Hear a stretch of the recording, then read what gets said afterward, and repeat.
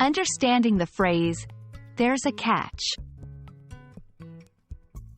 Hello, everyone.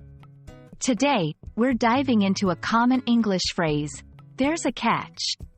This phrase is often used in everyday conversations, and understanding it can really help in grasping the nuances of English. Let's explore what it means and how you can use it effectively.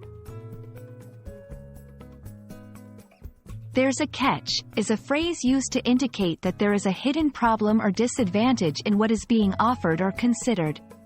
It implies that while something may seem beneficial or straightforward at first, there is a less obvious complication or condition attached.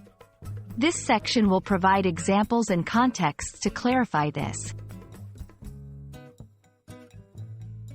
Understanding the origin of phrases can often help in remembering their usage.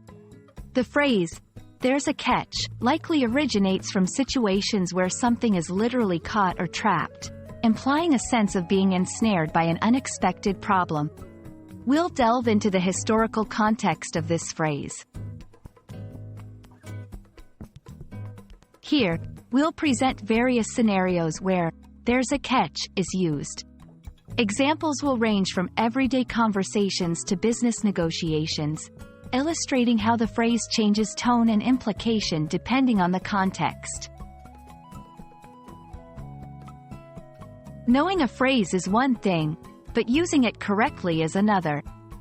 This section will provide tips on how to incorporate "there's a catch" into your conversations naturally.